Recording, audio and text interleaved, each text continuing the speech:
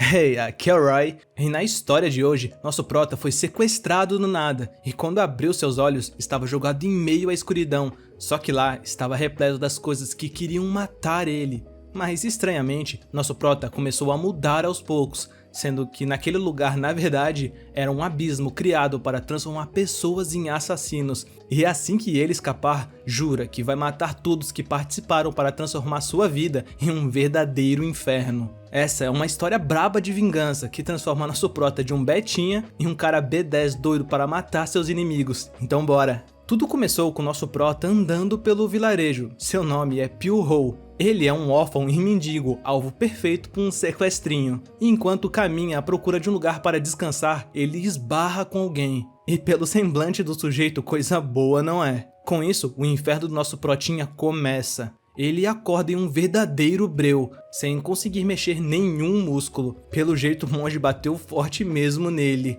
A mente do Pio-ho então começa a se encher de dúvidas e tristeza. Realmente, para alguém que já estava sem ninguém, sem casa e tendo que encontrar comida, ser sequestrado já é sacanagem. Mas lembra da última coisa que viu, sendo o monge, que só pode ter sido ele. E percebe que para ter sido sequestrado, ninguém como ele só pode ter um grande propósito nisso. E no meio daquela escuridão sem fim, começou a recitar seu nome e idade, como um mantra para manter sua mente sã nesse momento desesperador. Mas seu corpo então começa a ficar com fome. Imagina se aquele velho maldito viu que ele era um mendigo e jogou ele aqui por talvez pedir comida para ele. E com a raiva de imaginar isso, dá força pro nosso prota, com seus sentidos voltando ao normal. E percebe pelo cheiro que ali é úmido e sente que o chão é frio, interpretando que deve estar em algum subsolo. Só que de repente escuta sons de gota e começa a dar 110% para chegar até a água. E quando chega, tem uma parede, tendo um obstáculo até a água, e ao tentar raspar, acaba cortando o dedo, tadinho, só se ferra. Mas do nada, aparece um outro dele, que fica esculachando o Pio-ho só porque é mendigo e sem família. Só que a gente já sabe que é só seu subconsciente dando forças pra ele na base do ódio. Que funciona, percebendo que ficar ali mofando seria fácil demais. E tem que dar o troco em todos que fizeram esse inferno possível, dando a ele mais um motivo para sobreviver. E se levanta, indo em direção à parede, que está repleto de musgo. Mas como dizem, que o melhor tempero é a fome, e começa a lanchar o musgo, que óbvio não tinha como ser bom. Só que na fome não se tem frescura e manda vários musgos para dentro, dando a ele um pouco de força para explorar melhor o lugar. E com isso percebe que é um canto certinho de 3x3, não podendo ser coincidência, alguém criou essa prisão. Do nada, houve um som se aproximando, e como um sol surge uma luz, com alguém deixando algo para ele. Mas pelo cheiro percebe que é coisa boa, finalmente uma comida. Só que ao olhar de perto é peixe podre, folhas e um pedaço de porco, mas para alguém que estava devorando musgo, isso é luxo. E nosso prota, que já deu pra perceber que é bem inteligente, nota que pela diversidade dos ingredientes,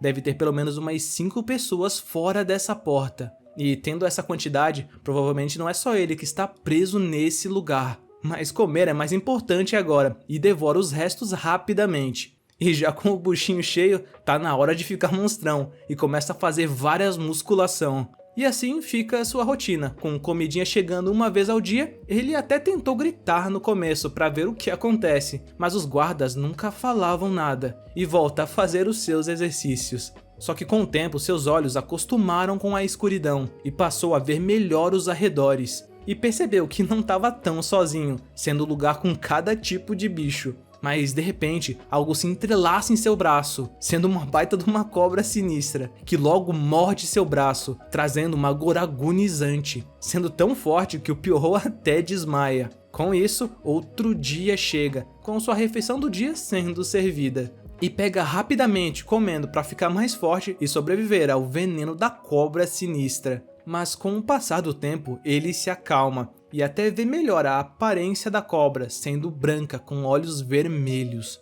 E nota que seu corpo, a passar pelo processo de desintoxicação, sofreu alguma mutação. Ele estava enxergando muito melhor no escuro, vendo quase perfeitamente. e se aproxima da cobra, tentando replicar o que aconteceu para ver se ele fica mais forte. Eu pessoalmente na primeira mordida já não tinha mais cobra de tanto que eu ia pisar nela, ainda bem que o Prota é gênio. Com isso, a cobra morde novamente ele, e ela deve ser especial mesmo, olha como fica o braço do maluco. Mas o Pierrot mantém a calma, sendo muito mais forte a dor na primeira vez. Ele então começa a analisar a cobra, que mesmo sendo cegueta, ela é uma caçadora excepcional, faz zero barulho e sempre consegue sua caça, mas não é gananciosa e nem intimida sem razão os outros bichos, sendo bem inteligente. Mas do nada começa a tremer completamente o lugar e a porta simplesmente abre, e ao sair anda por um corredor, sendo bem longe o quarto mais próximo, e ao abrir vem um cheiro horrível de podre, sendo alguém quase da mesma idade do Prota. Deve ser por isso que ele não escutava ninguém, sendo seu colega que já tá em outro mundo. Mas isso deve ser comum em um lugar horroroso desses, e com isso segue para o próximo corredor. Só que ao abrir, dá de cara com duas outras crianças. Ele fica meio inquieto, mas decide avançar, deixando até um pouco surpreso as crianças. E ele nota que ali está igual ao seu corredor, com outras crianças que não aguentaram esse terror. A menina então toma a iniciativa e fala que eles dois são os únicos sobreviventes dali, e pergunta quem é ele. Nosso Protinha percebe que ela só notou ele pelo som, mas não consegue ver através dessa escuridão toda, sendo ele o único que conseguiu se adaptar a esse breu. Pierrot então se apresenta e fala que ele estava preso no andar anterior e que pelo visto deve ter mais andares, e aproveita para perguntar o nome dos dois. Ambos se apresentam com a menina se chamando Sousou e o garoto Song Tion. Nosso Prota nem perde tempo e já chama os dois para explorar os outros andares, que deixa eles um pouco recuado, e com a porta à frente ele rapidamente abre e novamente pede para segui-lo. A Sousou então toma coragem e pede ao garoto a mão para ambos não se perderem nesse escuro. Com isso, chegam no próximo andar, onde tem muito mais crianças e mais iluminação. Os dois começam a trocar informações, enquanto o nosso Prota começa a analisar o novo local, que já é diferente do seu andar, onde lá era fácil morrer de fome. Aqui você podia escolher se queria se autovascar, e interpreta que deve ser algum tipo de discriminação, mas não entende porque teriam esse tratamento diferenciado para cada andar. Só que do nada, a Sousou chama pelo Prota e informa que, baseado na conversa deles, todos foram presos mais ou menos no mesmo tempo, e começa a apresentar o pessoal para ele. Mas o Prota não tá nem aí e continua avançando buscando respostas. Com outra porta à frente, qual será o próximo andar? E ao abrir, uma luz mais forte surge, cegando todo mundo. Só que nota que é uma simples tocha que para eles parece até o sol. Mas ao olhar direito, se trata de um mini vilarejo, e juntos eles começam a avançar. Nosso Prota logo abre a primeira porta e fala que aparentemente não tem mais ninguém ali, que a construção é meio inconsistente, deve ter sido feita às pressas, porque ao contrário do exterior, o interior do vilarejo era bem porco. Mas do nada chamam pelo Prota, sendo a gatinha de cabelo branco. Ela logo se apresenta sendo a Li Min e fala que de agora em diante estará sob os cuidados dele, deixando o Pierrot meio confuso, e continua falando que achou lindo seus olhos vermelhos. O Prota fica logo confuso, percebendo que deve ter sido por causa da cobra, mas a gatinha nota que só dá pra ver bem o tom vermelho quando há luz por perto, e que pela reação dele nem tinha percebido que a cor mudou, e pergunta o que ele tá pensando tanto, que notou que ele é diferente das outras crianças, que ao contrário delas que estão confusas, ele está procurando respostas. Nosso Prota então percebe que ela estava o observando, mas com isso surgem os dois chatos atrapalhando o papo bom. E informa que todas as crianças decidiram se juntar de agora em diante, e pergunta se o nosso Prota também vai, onde ele logo fica indiferente e decide ficar sozinho. Os dois acham um absurdo ele não entrar no grupo, e a Sousou questiona o porquê dessa decisão estranha. Mas o Prota já retruca que ainda é muito cedo para ele decidir algo e que vai esperar um pouco. Ela ainda fica em dúvida, mas aceita a decisão dele. E pergunta para Li Min se ela não quer entrar no grupo, onde ela rapidamente aceita que é mais vantajoso andar em grupo para aumentar a sobrevivência. O Protinha já pensa que eles ficaram muito tempo no escuro e que não estão sãos da mente para confiar em um nos outros tão rápido. Aqui eu acho que ele tá certo, cê é louco, esse ambiente não tá favorável para ter amiguinho não. E com isso,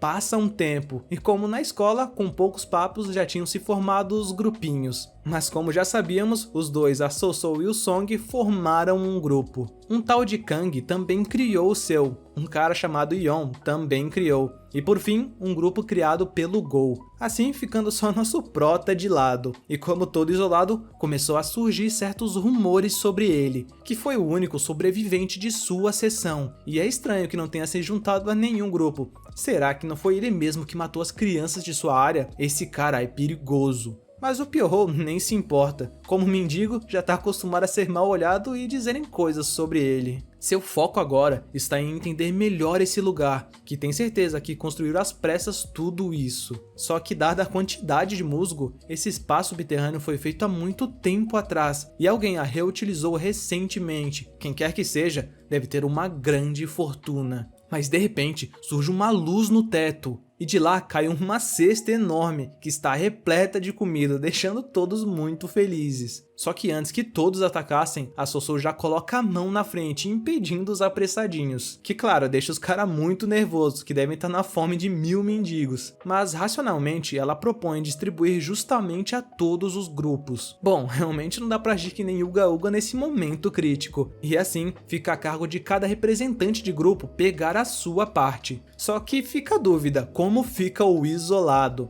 E o nosso prota fala que então vai pegar a sua parte. Mas claro, logo o cara de doido segura a mão do protinha. E sendo realmente aqueles chatos que não podem ganhar um pouquinho de poder, que já ficam peitudo, fala que só pega da cesta quem tiver a permissão dos líderes. E do nada, realmente indo de 0 a 100, nosso prota se estica pra trás e mete os dedos no olho do maluco, assustando o pessoal, mas não acabou, e fica em cima dele pedindo pra ele repetir o que disse. E começa a apertar o olho dele enquanto o enforca, deixando a galera puta com a doideira, mas só foi ele dar aquele olhar vermelho bolado que já deixou o pessoal pianinho e continuou massacrando o cara. Realmente a cobra transformou ele em um caçador cruel. Só que então a Sossou se aproxima e pede para soltar o cara, que ele já deve ter entendido o recado, quem não entenderia depois disso. Mas o prota questiona sobre a comida, e ela fala que na parte dele ninguém vai tocar, botando respeito na casa. E assim, ele se levanta com o vermelhinho xingando o protinha, mas ele já retruca dizendo que se não quer ficar cego, é bom se contentar em ser um ciclope, e vai em direção à comida. Com isso,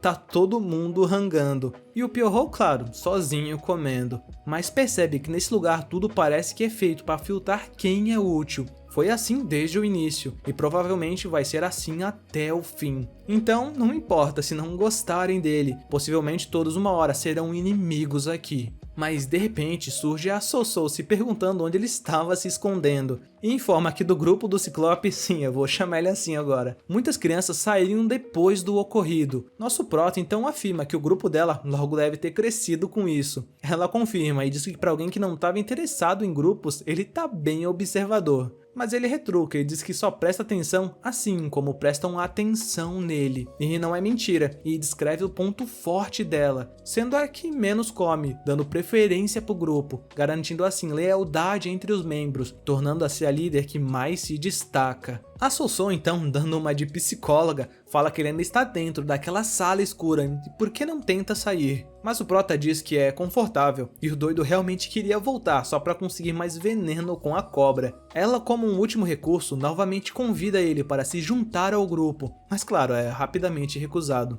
E com isso, chega novamente a hora da refeição, com o Kang alertando para ninguém tentar se esconder na cesta, que com certeza eles vão cortar a corda e o azarado dificilmente vai viver.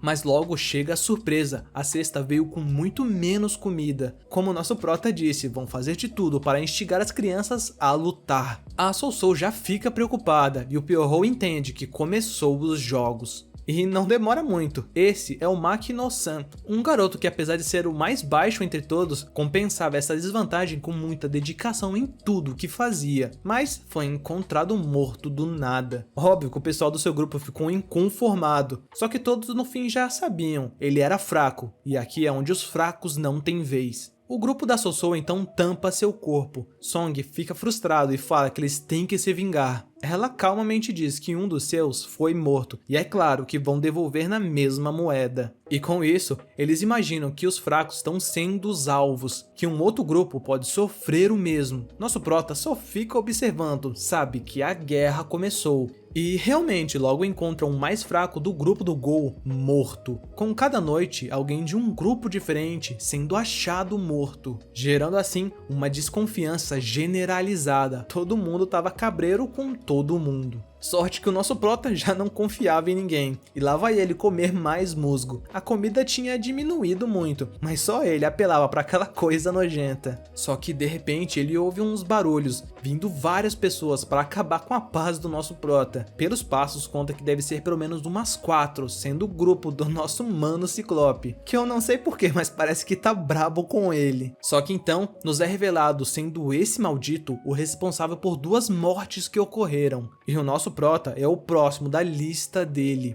Mas do nada, um dos capangas grita assustado, dizendo que algo mordeu sua perna, e já cai duro no chão, sendo a cobra doidona lá responsável. Bom, se ele sobreviver, vai ganhar poder igual o prota, vamos torcer por ele. Mas não, tadinho não resistiu.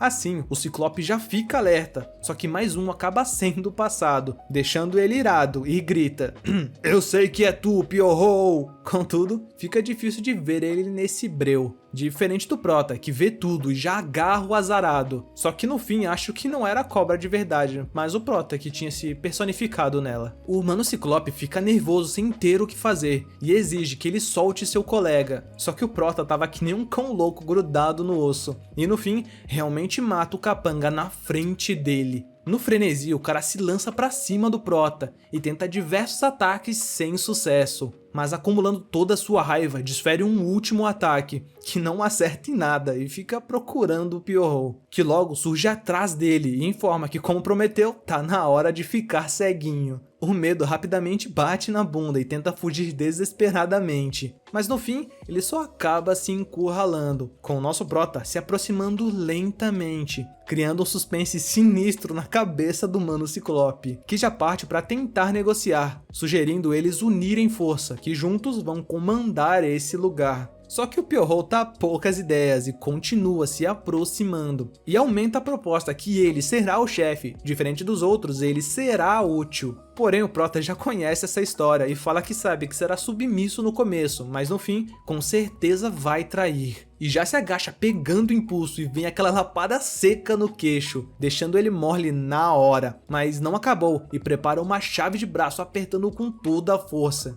O mano até tenta implorar, mas a voz nem sai. E assim, finaliza o cara que até que merecia. O prota então fala: "Você se achava útil, agora realmente é."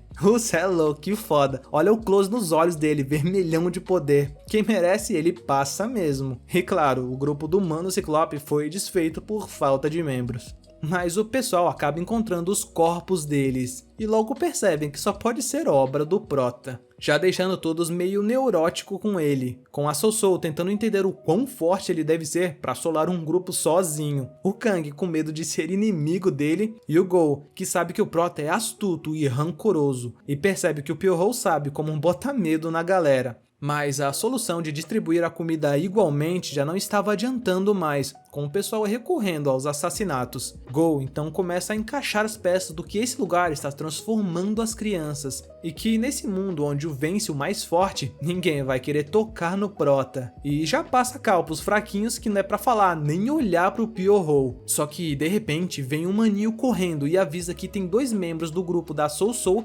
moscando com uma batata na mão. Ele logo pergunta se tem certeza, com um cara falando que conferiu várias vezes, eles estão com uma batata. O pessoal anima, mas o Gol fica recuado. Matar alguém só por uma batata é ser um miserento. Mas eles realmente estão na miséria e já vão pra lá. E mano, era realmente uma unidade de batata, meu Deus. Gol fica analisando, só que o pessoal não tá com tanta calma assim não, que já parte que nem uns loucos pra cima das coitadas. Só que o Gol não é chefe por acaso, e logo percebe que algo de errado não tá certo. E realmente, vem um assobio, e já brota 2 caras com uns sarrafos, nocauteando os primeiros, com todos percebendo tarde demais, e já indo pra cima do Gol, cercando ele. Mas então surge a Bafônica jogando xadrez 4D. O Gol, claro, fica irado por cair nessa cilada até que óbvia. Por levar o bonde todo por causa de uma batata, aí ele tá pedindo, né? E implora pra liberar seus membros e matarem só ele. Só que a Sossô tá poucas ideias e fala que tá na hora de diminuir umas bocas pra alimentar. E sem muito rodeio, manda matarem todos. Com o Gol, tadinho, todo cercado. Os caras então começam a lutar e o Song parte pra cima do Gol. Mas enquanto isso, a gatinha percebe se tem treta, claro que o Prota tá por perto. Mas como sempre, ele tá pensando mil coisas. E analisando o jeito deles lutarem usando o terreno, nota que as construções são cópias exatas das que tem pelos vilarejos. Como se estivessem treinando matar nesse tipo de ambiente. Só que construções assim só abrigam as figuras influentes, pessoas ricas. Realmente atacar pessoas poderosas é sempre arriscado. E por isso nasceu esse lugar que cria ferramentas, onde nascem assassinos. E corta a cena pro grupo da Sossô se vangloriando por ter derrubado o Gol. E ficam imaginando ela toda gatinha elogiando eles. E a Limin toda triste, ainda sentindo o cheiro de sangue em suas mãos. E observa o grupo imaginando como podem já estar acostumados à matança, com nojo deles e de si própria.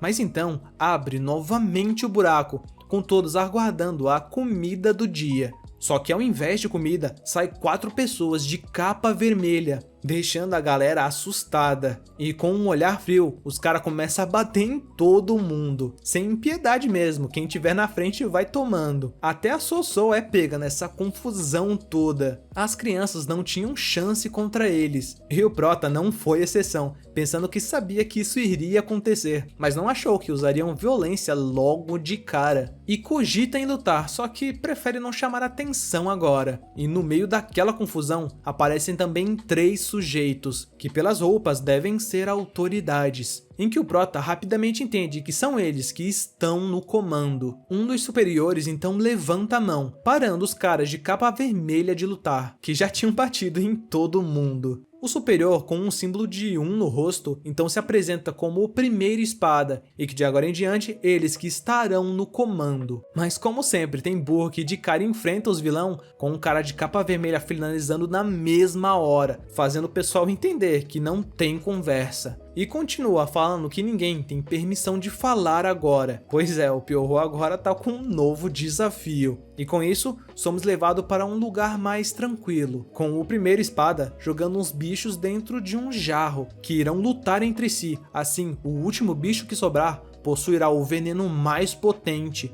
sendo um veneno amaldiçoado. E fala que com isso, as crianças lutarão entre si, com apenas a mais forte sobrando, e questiona qual das crianças chamou mais a atenção. O segundo espada então cita a Sossô, que ela tem o maior grupo, e se não a esmagarem logo, com sua influência aumentando, será difícil de lidar com ela. E com isso, a Sossô fica marcada entre os superiores, mas ressalta que o Song e o Kang, mesmo sendo ofuscados por ela, ambos são muito bons em artes marciais, e não podia faltar o Prota, que sabem que foi o único a sobreviver do setor 1, sendo o pior setor, onde a comida e as condições para viver eram as piores, que ele não pode ser normal, se tornando também um alvo a ser monitorado. O segundo espada então se retira, mas eles estavam com pressa, com o primeiro espada falando que eles têm 7 anos para finalizar o treinamento, e puxa um tubo de seu bolso, se perguntando por que o capitão aceitou essa missão. E então voltamos para o vilarejo,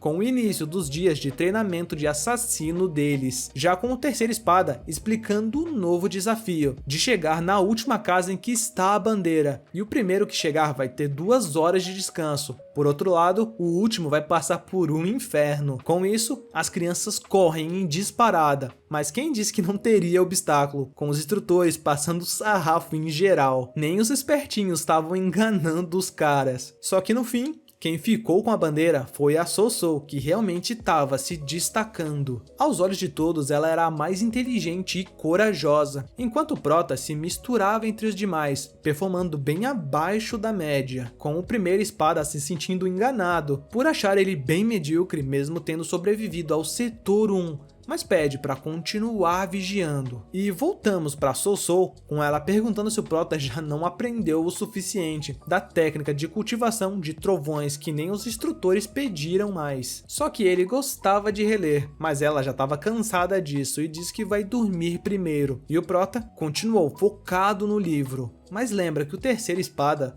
falou que essa é uma técnica para iniciantes e que tem 3 meses para dominá-la. E assim, manteve o foco, com ele aparentemente já estando bem avançado na técnica. E ao aprendê-la, o terceiro espada explicou que seu corpo renascerá como um que pode sentir ki e acumular energia interna. Mas ao contrário do que os instrutores achavam, essa técnica não é de iniciante para sentir ki, sendo uma habilidade para dar um trampolim muito maior do que eles acreditavam. Que como se trata de trovão, ele cultivou essa habilidade com um pensamento de deixar seu raciocínio muito mais rápido, como um trovão. E usando essa interpretação em mente, sente que vai obter um poder muito mais sinistro. E lá vai o Prota cheatar sua habilidade. Claro, sempre com cuidado para não se destacar demais. E com isso, vem as lutas práticas. Só que rapidamente vem um ataque em direção ao Prota, que ele teve que desviar no puro swag, que pelo jeito o mano tava na maldade dele. O Prota percebe que aquele era um ataque fatal e pergunta por que ele fez isso. Só que o cara é doidinho e diz que lutar para matar deixa muito mais emocionante. E o Prota questiona se ele acha isso mesmo. Tô vendo que ele já vai arruinar seu plano de esconder as suas habilidades. E nota que os caras não tão nem aí se eles se matarem, mas vendo o Prota distraído, já avança pra cima rindo que nem um maluco, com o cara não sendo pouca coisa, mas bem habilidoso na verdade. E na passagem já lança uma lâmina. O Prota facilmente se defende e percebe que ele estava escondendo essas facas. Só que o cara ainda não entendeu contra quem está lutando e lança várias lâminas em direção do Pyo-Hou, com ele sentindo todas quase que instantaneamente, e se vira rapidamente atacando todas as facas em uma velocidade impressionante. Mas o cara aproveita isso e vai em seu ponto cego, que o Prota consegue se defender no final, com ambos saindo ilesos. Só que o cara lança outro ataque poderoso, que o Pyo-Hou sente chegando,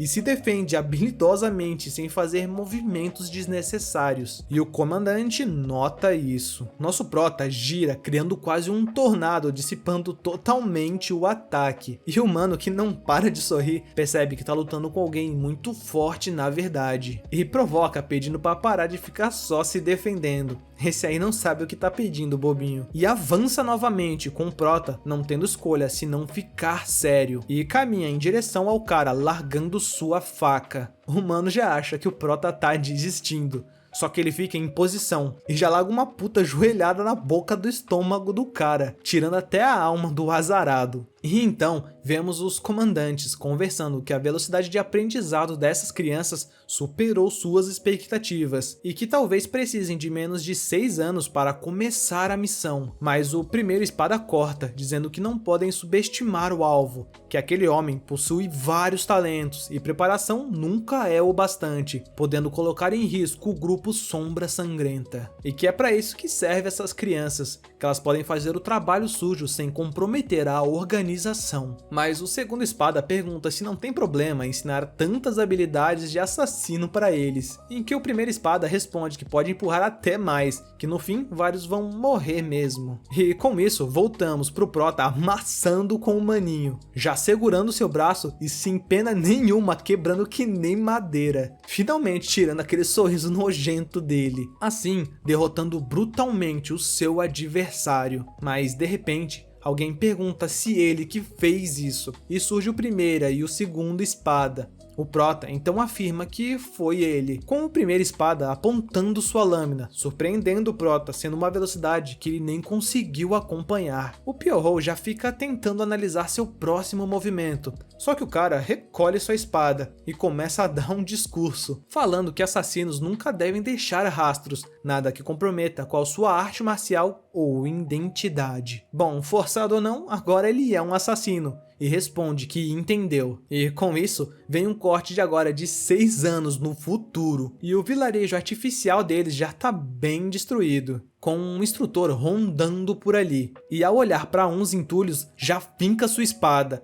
quebrando o esconderijo do maninho, e avisa que se ele fosse um inimigo, já estava morto. E em pensamentos analisa que não importa o quão eles tenham estudado a técnica de respiração da tartaruga, sendo uma técnica de ocultação, eles continuam deixando brechas. E já acha outro maninho, e taca pedra em um outro, e dá um sermão que eles são podres se escondendo. Mas com isso, falta o último, e adivinha quem é? O instrutor começa a examinar o ambiente, só que não sente nenhuma presença, se perguntando se tem mesmo mais um escondido. Ele perde a paciência e anuncia que não conseguiu sentir a presença do último e pede para se revelar. Com isso, sai um mano dos escombros, estando bem perto do instrutor. Sendo claro, o nosso protinha que já tá bem mais velho. Cê é louco, passou a infância toda nesse lugar maldito. Ele então pede pra descansar, que o cara aceita, mas xinga o prota pelas costas, aparentemente não gosta dessa evolução dele. Chegando, ele encontra a Soul, o Song e esse doido novo aí que é o Soul, que já fala... Olha se não é o gostosão. Mas o prota já corta ele, perguntando se ele trocou de rosto de novo. Esse cara eu acho que é o que o prota quebrou o braço, porque ele tá sempre sorrindo. E ele responde que não liga, já que pensa que nunca sairá desse lugar mesmo. Só que a Soul logo questiona se é verdade. A comida veio melhorando com o tempo, e acredita que em breve eles receberão sua primeira missão. E com isso, vemos um lugar arrumado, diferente do vilarejo merda deles, com o velho retirando sua máscara sendo o primeira espada, e é revelado seu nome sendo o Lin, e analisa que nos últimos 6 anos das 300 crianças, só 30 se tornarão assassinos, sendo essas crianças muito melhores em comparação de quando ele foi jogado nesse poço. Então ele também foi um azarado jogado nesse lugar. E reflete que logo logo devem matá-lo. Com o tempo, ele foi voltando a ficar emocional. Mas de repente, as portas se abrem, vindo o segundo e o terceiro espada, que já questionam por que ele retirou a sua máscara. O velho fala que depois de 6 anos fica chato esse pano no rosto e libera para eles retirarem também, que os caras tiram sem problema, mostrando a aparência do segundo espada, que é esse à esquerda chamado Gu, e o terceiro chamado Sangue. O Lin já dá uma de velho e fala que nessas horas uma pinga seria ótima, com o Sangue dizendo que se não houver complicações, as crianças serão enviadas em suas primeiras missões e assim eles estarão de boa para sair daquele lugar. Mas o Lin questiona se as crianças estão evoluindo. O Gun então esclarece que essas crianças são bizarras. Alguns são até mais fortes que os instrutores, estando fora de controle deles, e que vai ser um desperdício usá-las apenas uma vez. Só que o velho afirma que eles não têm escolha, sendo essa uma condição do pedido, que eles não dizem de quem. E que tá chegando a hora do estágio final das crianças. Finalmente, chegou a hora da formatura dos assassinos mirins. E então, todas as crianças são reunidas em filas, com alguns livros à frente deles. O Lin logo começa a explicar que 3 deles terão de aprender a técnica marcial que tem nesses livros. E os outros 27... terão que matar os 3 que aprenderem essa arte marcial. Cê é louco, os que aprenderem vão tá lascados. E a galerinha percebe, novamente estão trazendo desafios em que eles terão que se matar. E continua falando que esse é o treinamento final. E depois de finalizarem, não forçarão mais nada até que eles deixem esse lugar, com o pessoal desconfiando bastante e com razão. A Soul então começa a avaliar a missão, que se eles sacrificarem 3 pessoas, será que realmente as 27 poderão sair desse inferno? O prota também analisa e nota que aquela arte marcial provavelmente é uma que o alvo real deles deve saber, e aquele que aprender a arte vai ter um conhecimento mais elevado do que tudo que eles aprenderam até agora. Só que vai ter um alvo nas costas. Mas o prota não quer perder a chance de ficar mais forte e já se voluntaria para ser um dos caras a aprender. A Soul então olha para ele e fala que não entende porque está se oferecendo para ser o sacrifício. Só que isso não passou nem por um segundo na cabeça dele. Ela então pede para ele tomar cuidado, que vai estar todo mundo tentando matá-lo. Mas todo pomposo fala que está aguardando por isso. E assim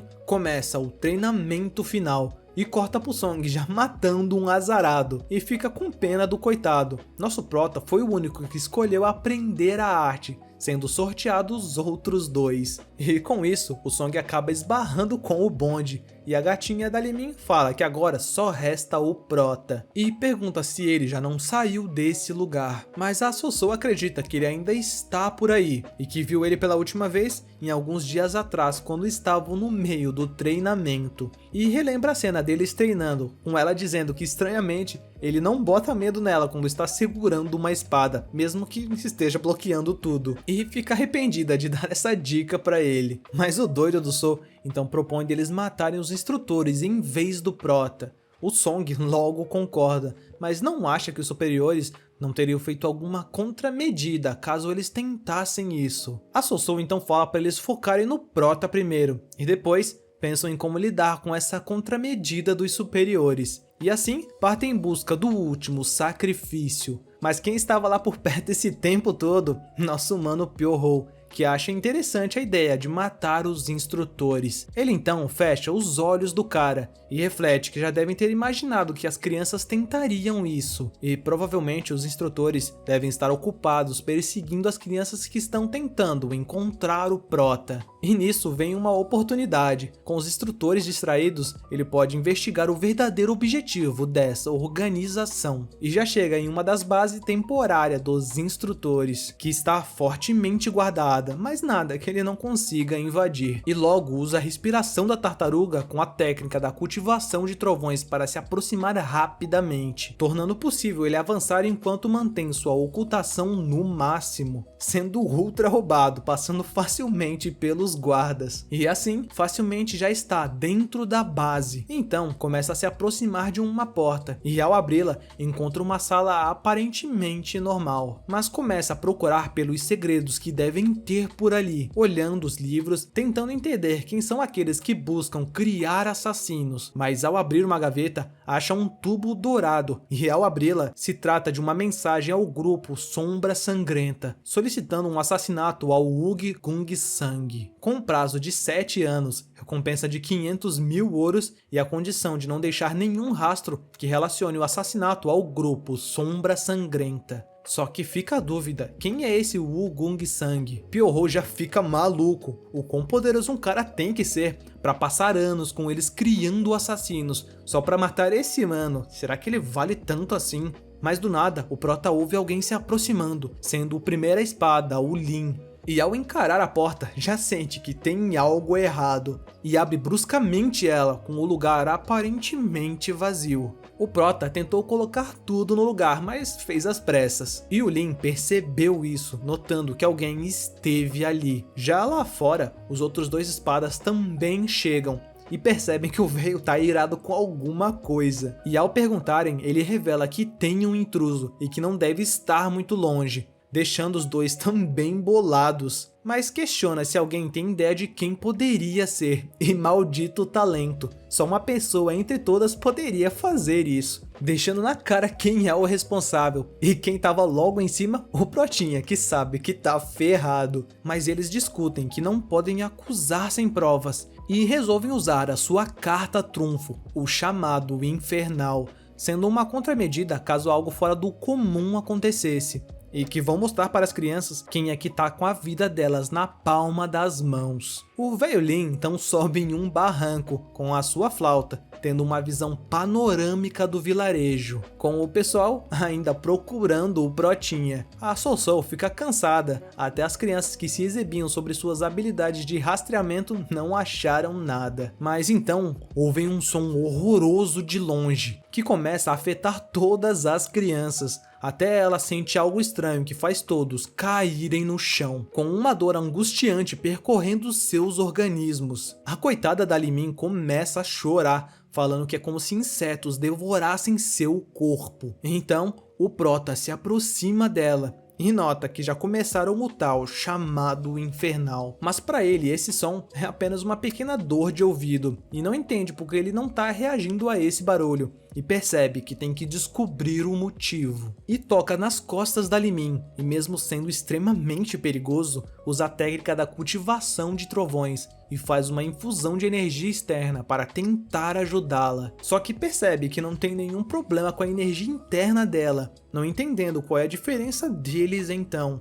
tiveram a mesma comida, ambiente e arte marcial. Só que nota, será que é o veneno que ele absorveu? Poderia esse chamado infernal ter algo relacionado a veneno? Para ele faz sentido, já que tá de boa, mas será que tem lógica acordar um veneno no corpo de 27 pessoas com apenas som? Só que e se dentro das crianças não fosse veneno, mas sim um inseto venenoso? Ou se eles misturassem veneno amaldiçoado na comida e água deles, com o Prota realmente acertando nos chutes. Mas no meio desses pensamentos surgem os instrutores, e o Prota até decide correr, mas prefere que eles ainda não saibam que ele é diferente das outras crianças, e resolve fingir que está afetado. Só que o instrutor logo acha ele, e ao avisar, já vem o Lin exalando ódio, puxando a sua espada e sem pensar já ataca, realmente cortando o nosso Protinha. E nem perde tempo perguntando o que ele viu no quarto dele, mas o Prota continua fingindo, deixando o cara louco, e parte pro próximo ataque, com o segundo espada tentando impedir, dizendo que, querendo ou não, o Pyo-Ho é um gênio em infiltração,